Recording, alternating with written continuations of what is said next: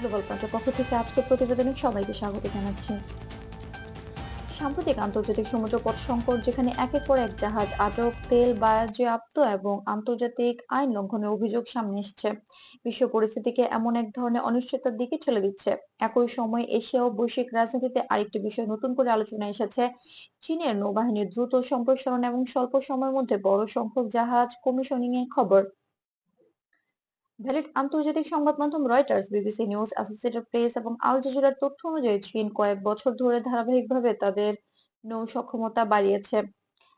বিভিন্ন শিপইয়ার্ডে একসঙ্গে তাদের নির্মাণ ও সংযোজনের কারণ তুলনামূলক কম বয়সের মধ্যে অনেক সহজ চৌবান থাকে।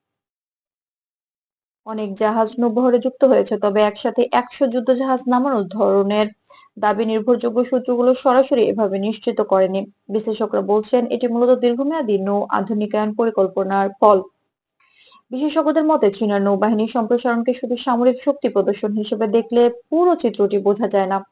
এটি বাণিজ্যিক সমুদ্রপথের সুরক্ষা, দীর্ঘ উপকূল রেখা নজরদারি এবং আন্তর্জাতিক বাণিজ্য স্বার্থের সঙ্গেও যুক্ত।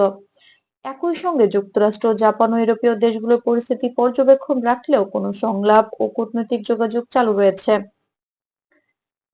এই ভিডিওতে আমরা আন্তর্জাতিক সমুদ্রপথ সংকট এবং চীনের নৌ-প্রস্তুতি বিষয়টি তথ্য ভিত্তিক ও নিরপেক্ষভাবে তুলে ধরার চেষ্টা করছি।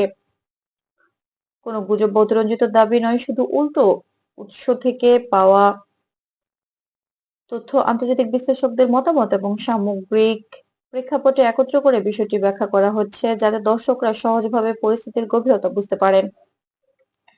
নিরাপত্তা বিশ্লেষকরা মনে করে দিচ্ছেন, বড় আকারের নৌ প্রস্তুতি বা জাহাজ সংযোজন মানে তাৎক্ষণিক কোনো বড় ঘটনার ইঙ্গিত।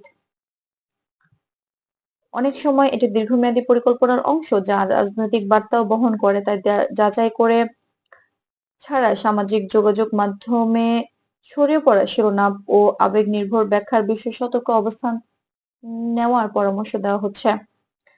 সব মিলিয়ে বলা যায় যে আন্তর্জাতিক সমুদ্রপথের সামুদ্রিক জটিলতা এবং চীনের নৌবাহিনীর সম্প্রসারণ দুটোই বৈশ্বিক রাজনীতিতে সম্পূর্ণভাবে প্রভাব ফেলছে। তবে ভ্যালিড কোনো সূত্র এখনো বলছে না যে বিশ্ব অবিলম্বে কোনো বড় সংঘাতের পথে যাচ্ছে। পরিস্থিতি যে কোনো পরিবর্তন হলে তা আগে আনুষ্ঠানিক ঘোষণা, আন্তর্জাতিক প্রতিক্রিয়া বা কূটনৈতিক পর্যায়ে সিদ্ধান্তের মাধ্যমে স্পষ্ট হবে। গ্লোবাল পয়েন্টের সঙ্গে থাকুন। আন্তর্জাতিক ও দেশের গুরুত্বপূর্ণ সব আপডেট পেতে ভিডিওটি ভালো লাগলে লাইক দিন, আপনার মতামত জানান আর নিয়মিত নির্ভরযোগ্য খবর পেতে চ্যানেলটি সাবস্ক্রাইব করতে ভুলবেন না।